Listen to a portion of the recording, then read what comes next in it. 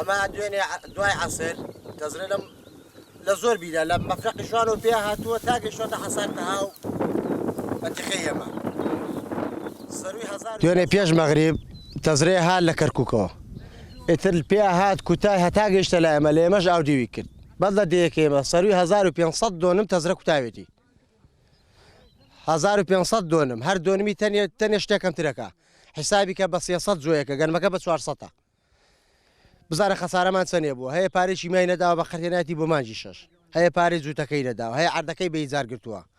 بەڕاستی خەڵک خەسارەمەند بوو هەر دۆنم یەک تقریبا 800 کیلۆکە هەر دۆنم یەک عاد 800 کیلۆکە ئێمە سەری 200 دۆنم من تەزرە کوتاوێتی داواکارەکانمان لە حکومەتی هەرێم و حکومەتی مرکزی بەغداکە خەربوومان بکات دوای چواری عەسر گاڵێ تەزرە هاتی تر لەو حەسار و وەلی پاشایی ئەو دیارە و ئەوانش بەرکەوتن لێەوە هات ئەم دێ ئێمەشی گرت لێرەشەوەی تر ئاها ڕۆیشتۆ نازەمە تاشۆ ڕۆیشتەوە خەڵکی زەرێکی زۆری کردووە دەغڵێکی زۆری بەرکەوتووە گەنم و جۆ تەکاندوێتی و فەوتا و حاصڵاتی نابێ و نادورێتەوە ئیتر خەڵکش ئەوەی کە کردوێتی لەم ئەرزانە هەمووی بە قەرز و فەرز ئەیکات بەخۆتە زانی خەڵک ئەمڕۆکە هاتۆ سەرم ئەرزانە بە نەبوونی و بە لە پاش چەند ساڵێ دەربەدەری ئێستا ئەم ئەرزانەمان تۆم کردووە بەخوای زۆربەیان فەلاحەکان شمیان تاسە بە قەرز هێناوە پارێن خۆم شمیام هێناوە پارەکەیم نەداوە بەخوا جووتیان بۆم کردووە ئەو سەحەب ترەکتەرە تاسە دینارێکم نەداوە هەر چاوەڕێ ئەوە بووم ئینشەڵا دەڕاستە بێت درەوکەم و دەغڵەکەم بدورمەوە و قەرزەکانی لێ بدەمەوە ئێستاش ئەم بەڵای هاتووە تر شتێکەوە تووشی ئەم زەرەر و وەزعی کردی نازانم فەلاحەکان ئیتر 100 دۆنم هەیە و 150 دۆنم هەیە و 40 دۆنم هەیە و 80 دۆنم هەیە هەمووی وەکو یەک نییە چونکە عقارەکەی هەمووی نەگرتووە بە ناوەڕاست عقارەکەی هاتووە تێپەڕیوێتر ئەوەی بەری کەوتووە سفر بووە فەلاحمان هەیە سفر بووە فەلاحشمان هەیە باشە فەلاح زۆر زەرێری کردووە هەیە کەم زەری کردووە هەمووی وەکو یەک نییە هەنێ شوێن باشترە لە هەنێ شوێن دەستا ئەم ئەرزەی کە لێی وەستاوین ئەمە ئین پیرێژنەکە بێوەژنە بس زمانە هەر سفرە بەس بەکەلەکەەوە دێمەڕی تێ بکەی بەکەل دوورینەوەی شتێک نایە. شهدت محافظة كركوك يوم أمس الأربعاء سقوط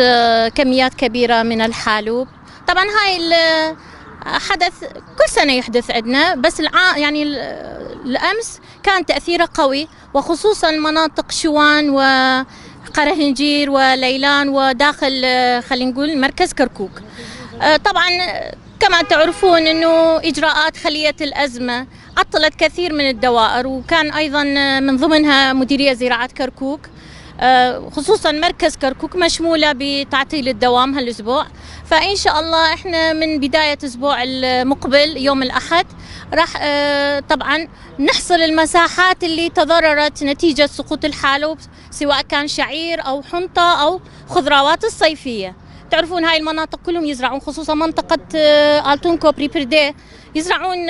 يعني مساحات كبيرة من الخضروات الصيفية. يعني احنا السنة زارعين 38 ألف دونم خضروات. فإن شاء الله يكون تأثيرات الحالوب يعني مو ذاك التأثير القوي وإن شاء الله احنا راح نكتب لوزارة الزراعة نشوف شنو راح يكون يعني إجراءات الوزارة. أكيد هي بالضرورة راح ترفعها لمجلس الوزراء حتى يشوفون تعويض الفلاحين المتضررين.